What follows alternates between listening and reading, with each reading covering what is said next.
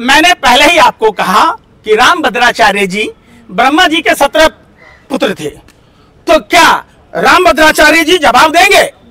रामभद्राचार्य जी जवाब देंगे? अगर कई बच्चे का जो अधिक बच्चों का प्रचलन है, तो क्या मोदी जी के यहाँ भी अगर ऐसा नियम लागू होता है तो मोदी जी देश के प्रधानमंत्री होते? योगी जी के यहाँ अगर ये नियम लागू होता है तो योगी जी क्या मुख्यमंत्री होते? तो भारतीय जनता पार्टी में 162 से ऐसे अधिक नेता हैं जिनके 2 से 4 बच्चे हैं। रवि किशन के पास है, रिंकिया के पापा को देख लीजिए जो 5 रुपए के अंडा के लिए बिग बॉस में शीशा लोडर किया था। तो ये सब कहां से ज्ञान लाते हैं?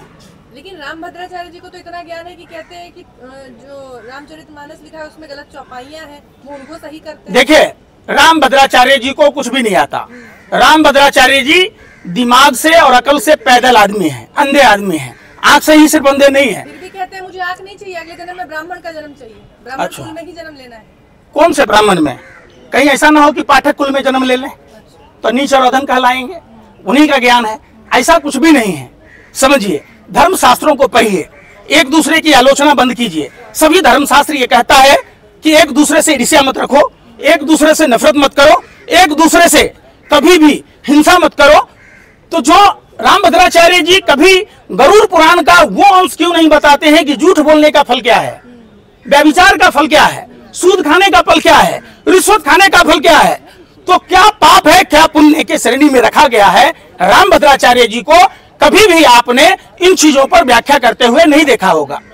आज देश में मैं कहता हूं कि 90% हिंदुओं को पूजा पाठ की पद्धति का पता नहीं है, कौन से भगवान को कहां पूजा करना है। आप बताइए, जिस देश में लोगों का कचरा फेंकने का ज्ञान नहीं है वो किसी भी धर्म शास्त्र के बारे में क्या जानेंगे? आप भेड़ चाल मत चलिए, आप अपने अपने धर्म शास्त्रों को पढ़िए।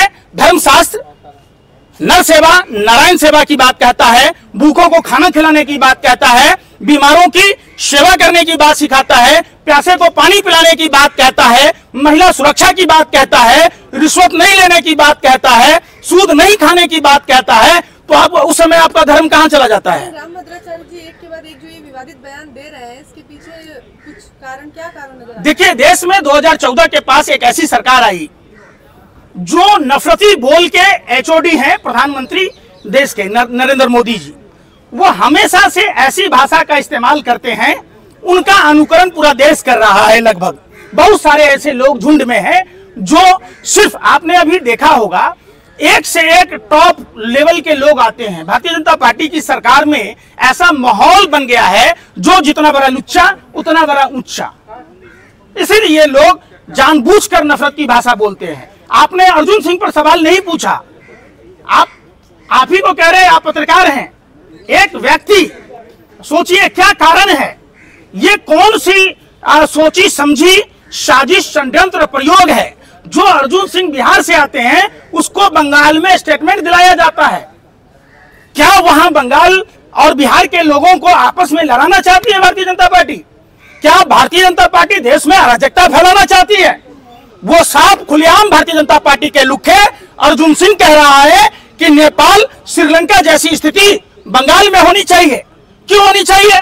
ये गांधी और बुद्ध का देश है, ये भगवान महावीर का देश है, जहां शांति और अहिंसा की बात होनी चाहिए। इसको जगाना नहीं कहेंगे। देश के युवाओं से, देश के नागरिकों से हाथ जोड़कर विनती है, किस देश में क्या हो रहा है हमें उससे बहस नहीं है। ये देश हमारा घर है। हम अपने देश में अराजकता का माहौल किसी को भी फैलाने की इजाजत नहीं देंगे।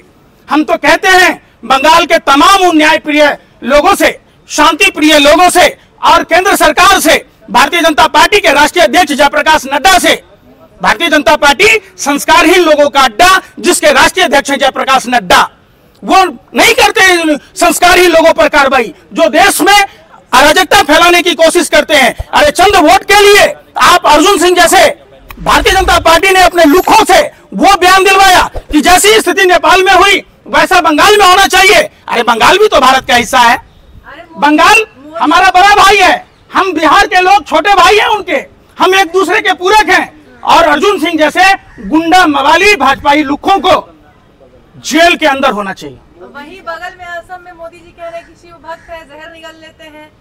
मोदी जी तो पता नहीं क्या क्या कहते हैं, खुद मोदी जी को कंफ्यूज हैं। और मोदी जी की बातों पर आप जब देखेंगे तो पूरा एक वेब सीरीज बनेगा, कई एपिसोड का, आप एक दिन में देख भी नहीं पाइएगा। रोने धोने का, अरे वो कह रहे थे मोदी जी, सुनो ना मोदी, अरे भाई 7 मई 2023 को मोदी जी का भाई पिंडदान कराए थे। उस दिन मोदी जी को गया जी में होना था तो कर्नाटक में रोड शो कर रहे थे। हिंदू धर्म में 2 बार पिंडदान होता है क्या? कहां से पढ़ के आए? सुनो, मोदी जी कहते थे भ्रष्टाचारी हमारा ताप नहीं सहेगा। ताप क्या? गलबहियां कर रहे अजीत पवार के साथ, हेमंत बिश्व शर्मा के साथ, और तो और बिहार में चुनाव है। आप बताइए, वो जाली दवाई बनाने वाला, नकली दवाई बनाने वाला जीवेश मिश्रा पर तो प्रधानमंत्री जी कब उसको पार्टी से हटाइएगा? एयरपोर्ट का उद्घाटन कर रहे हैं वहाँ लोग बुलबुल पर चढ़ के सफर कर रहा है, मन की गति से भी स्पीड में चल रहा है। आप जाइएगा पूर्णिया में, सामान्य आंखों से नहीं देखिएगा कि प्लेन कहाँ उतर रहा है। क्या आप दरभंगा एम्स में जाएंगे इलाज कराने? हैं? दरभंगा एम्स आप वहाँ डॉक्टर हैं क्या भैया? ए भैया, अरे भैया आप डॉक्टर हैं? नहीं, दरभंगा हमारे यहाँ कहा जाता है सुआ न सुतारी या काहे का व्यापारी। जब एम्स बनवे नहीं किया तो इलाज कहाँ होगा? है? कुछ भी बोलते रहते हो यार। मोदी जी को बधाई दे रहा हूँ, जन्मदिन है 17 तारीख को। सुनिए ना भैया, 17 तारीख को मोदी जी के इस्तीफे का इंतजार करेंगे कि मोदी जी मुंह से बोल रहे हैं कहीं कहीं और से बोल रहे हैं। अरे सुनिए सुनिए, सनी देओल को देखे थे फिल्म में, तारीख पर तारीख, तारीख पर तारीख। नरेंद्र मोदी जी का है क्या? जुमला जुमला जुमला पर जुमला, जुमला पर जुमला। तो मोदी जी की बात का क्या भरोसा है भैया? मोदी जी तो एक सर खुदाइएगा, एक झूठ पकड़िएगा, झूठ है, फिर दूसरा, फिर तीसरा, फिर चौथा। क्या हुआ 100 स्मार्ट सिटी का? क्या हुआ रुपया को डॉलर को बराबर करने का? बैंक इन इंडिया का क्या हुआ? जहां प्रोडक्शन बनाना था, मैन्युफैक्चरिंग को ताकत देनी थी, उत्पादन क्षमता बढ़ानी चाहिए था, एग्रीकल्चर के सेक्टर में या कहीं भी इंडस्ट्रीज के सेक्टर में, तब प्रधानमंत्री जी उसी चाइना में चले जाते हैं, गलबहियां करते हैं। अरे प्रधानमंत्री जी थोड़ा बहुत तो शर्म कर लेते।